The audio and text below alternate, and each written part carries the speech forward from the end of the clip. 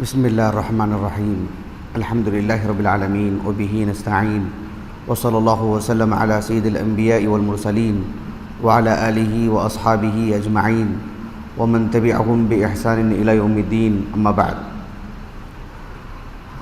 اللہ تعالیٰ کے فضل و کرم سے آج ہم نے دوسری تراویح پڑھی اور دوسرا جز ہم نے سماعت کیا۔ جیسے کہ میں نے کل بھی کہا کہ جو پورا جز ہوتا ہے، پورا پارا، اس کا تو خلاصہ نہیں بیان کر سکتے، آسان نہیں ہے، کم از کم میں تو نہیں بیان کر سکتا ہوں، لیکن کسی حصے کی تفسیر کر سکتے ہیں۔ آج ہم نے ایک آیت کریمہ کو سنا، اللہ تعالیٰ نے فرمایا یا ایھا الناس کلوا مما فی الارض حلالا طیبا ولا تتبعوا خطوات الشیطان انہ لکم عدو مبین۔ یہ آیت کریمہ بہت معروف ہے۔ اس آیت کریمہ سے متعلق دو باتیں میں آپ کو بتاؤں گا۔ اللہ تعالیٰ نے کہا یا ایھا الناس کلوا مما فی الارض حلالا طیبا۔ اس آیت میں اللہ تعالیٰ نے پورے انسانوں سے خطاب فرما رہے ہیں۔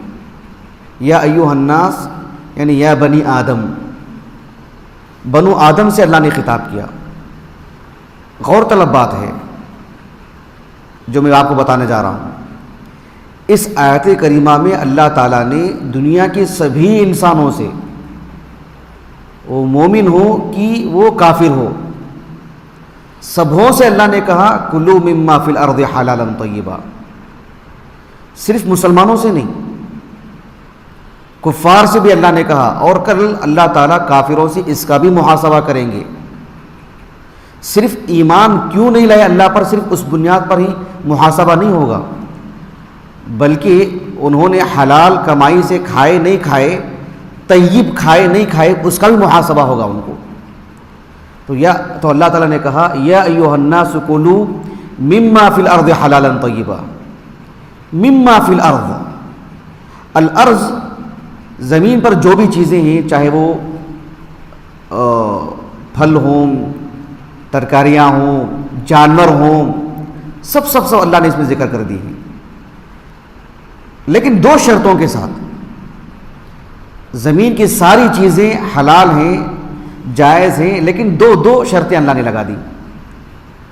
شیخ الاسلام ابن تیمیہ رحمہ اللہ مجموع الفتاویٰ کی جو جلد نمبر 7 ہے نا، میں سمجھتا ہوں 40 صفحہ نمبر آگے پیچھے دیکھ لیجئے، بہت مفصل لکھا ہے مطعومات سے متعلق، کھانے پینے کی اشیاء سے متعلق۔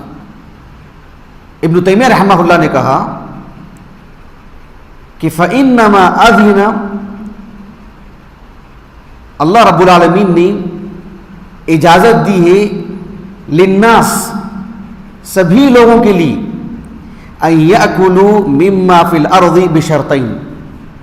اللہ تعالیٰ نے سبھی انسانوں کو دنیا کی ساری چیزیں استعمال کرنے کی، کھانے کی اللہ نے اجازت دی ہے بشرطین، دو شرطوں میں، ان یکون حلالا ان یکون طیبا۔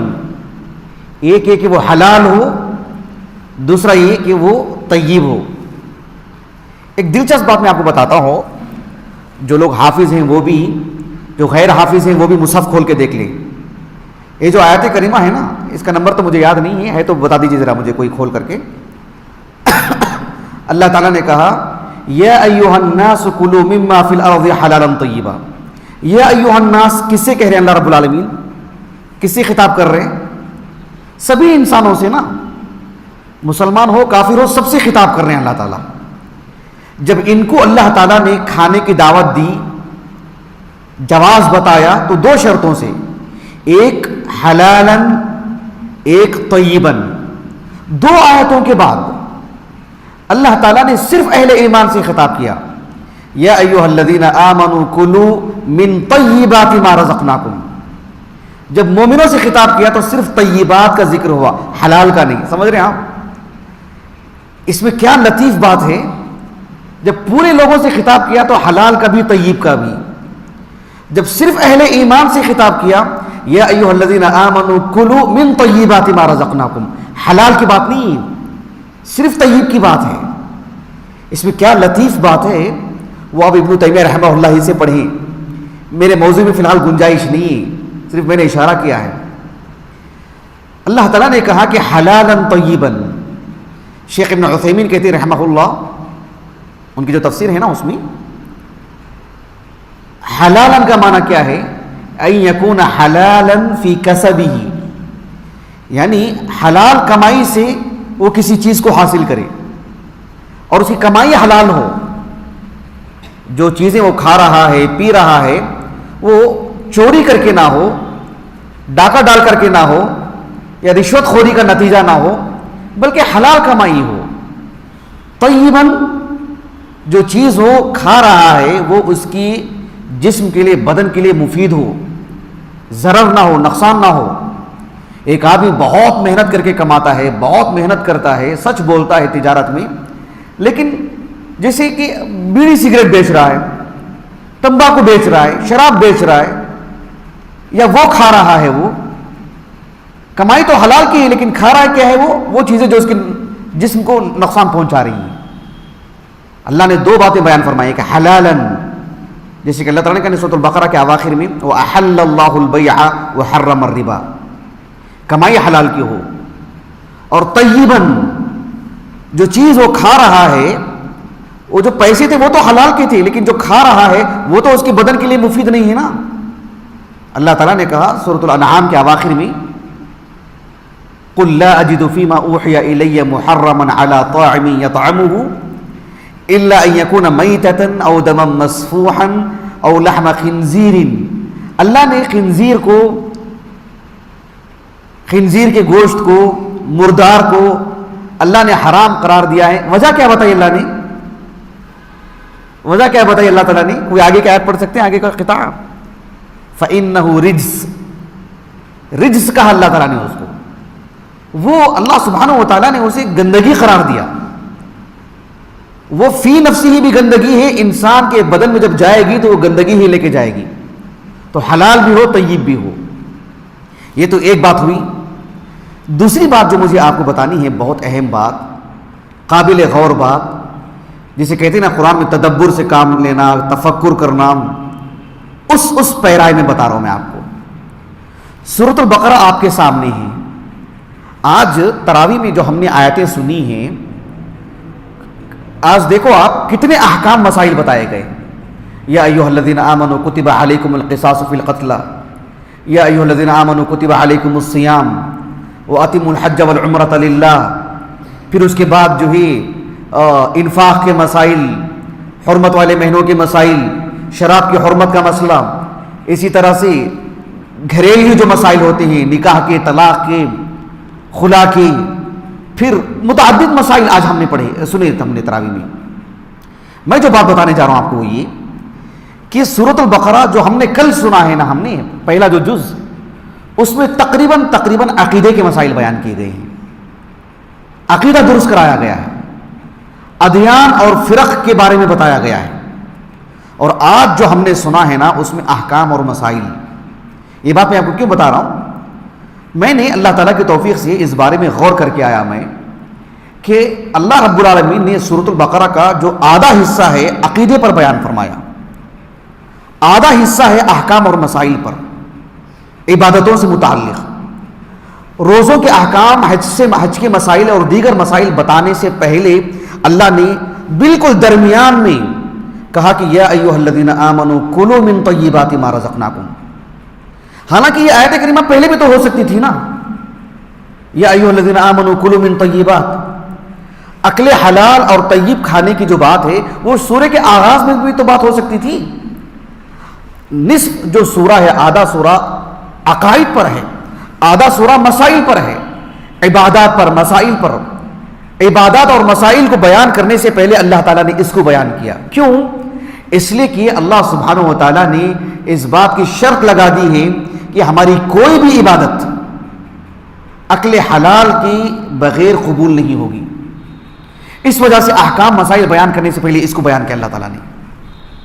آپ غور کیجئے سورۃ المؤمنون کی وہ آیات کریمہ ہے نہیں، اللہ تعالیٰ نے فرمایا یا ایھا الرسول کلوا من الطیبات، اس کے بعد کیا ہے؟ وَاعْمَلُوا صَالِحًا۔ یہ جو واو ہے وہ اس پر عطف ہے کیا؟ کس اعتبار سے اس واو کو کیا معنی دیا جائے گا؟ کیونکہ عمل صالح ایک الگ چیز ہے، طیبات کو کھانا وہ ایک الگ چیز ہے، وہ اس کا جز ہے۔ اللہ سبحانہ و تعالیٰ نے کہا کہ یا ایھا الرسل کلوا من الطیبات واعملوا صالحا۔ عمل صالح کو اللہ نے بعد میں بیان فرمایا، پہلے کہا کہ کلوا من الطیبات، اس لیے کہ اس کے بغیر عمل صالح قبول نہیں ہوگا اللہ کے ہاں۔ سمجھ رہے اس بات کو؟ اور صرف اللہ کے انبیاء کے لیے خاص نہیں۔